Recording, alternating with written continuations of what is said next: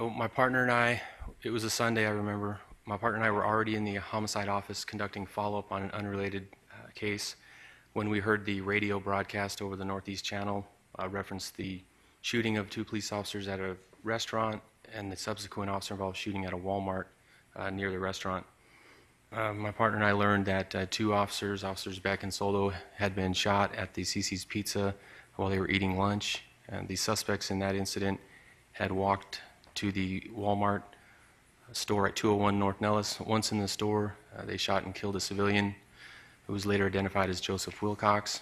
And then from there, a subsequent officer-involved shooting occurred between the Millers and the responding police officers, and that Amanda Miller had shot herself and Jared Miller was shot and killed. That would be the Millers there, and right around the first time that we get a chance to see them on video. We'll see them walk southeast from the CiCi's Pizza crime scene via a camera affixed to the rear of the Walmart store, which faced kind of in a northeast direction. We'll see Jared still walking ahead of Amanda, and then they'll come around that northeast corner of the store where they proceeded to walk southbound along the store all the way to the entrance. The two will enter the store in the same order. Jared Miller goes in first. Jared comes in. He initially starts yelling loudly about a revolution which has started. It's at about this point here that Jared Miller fires a warning shot into the ceiling. This draws Mr. Wilcox's attention, and he remains focused on Jared as Jared continues to go further into the store.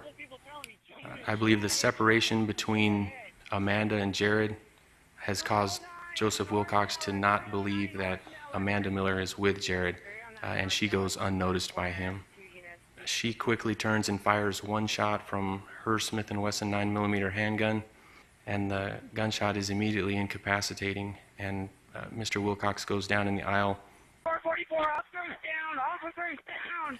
At this point in the store, just to give you a little context, they've only been in the Walmart at this point approximately 30 seconds, and officers are just now beginning to arrive at the CiCi's Pizza crime scene.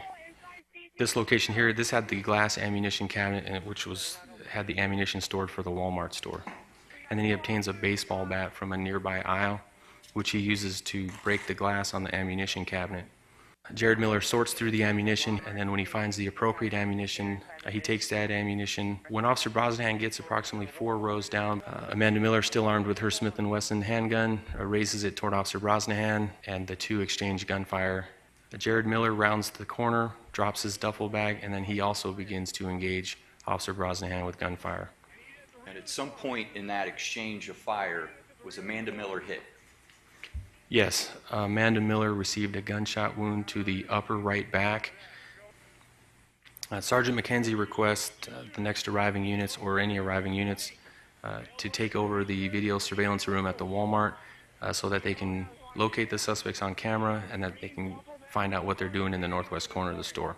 When the cameras switched over and the officers in the surveillance room were able to update the containment team officers, the first images we're able to see in that far northwest aisle depict Amanda Miller. She's lying down in a semi-prone position. She's armed with a handgun still, and she has that handgun trained directly south toward Officer Corbin and Officer Bethard. Jared is lying in a semi-prone position, and then he ultimately gets up from his position and walks south toward that backpack. There's a backpack, that was further south of Amanda's location.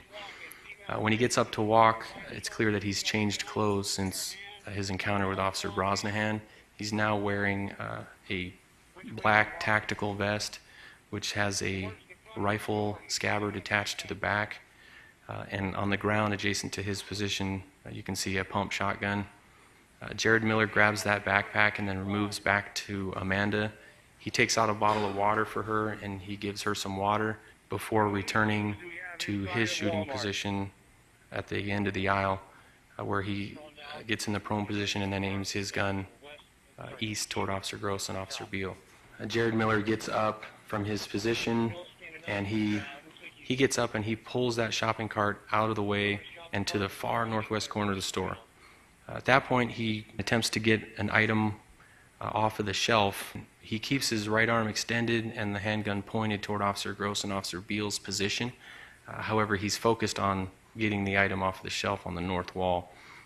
Jared Miller notices Officer Beal and quickly fires one shot toward Officer Beal. Officer Beal quickly fires one shot back toward Jared Miller, and then Officer Beal returns to his position of cover so fast that he's not able to see where his shot landed. And at this point is the first time they appear to have any communication with one another. She manipulates her handgun several times to point toward Jared, then back toward herself, and then she appears to be trying to manipulate it and change her own grip on the gun, the way she's holding it, and then ultimately she shoots herself in the right side of the head.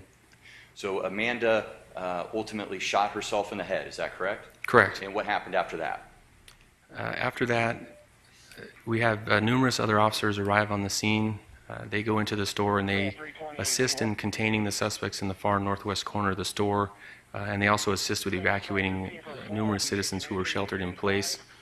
And ultimately, a SWAT crisis entry team makes entry and takes both Amanda and Jared into custody in that far northwest corner, ending the incident.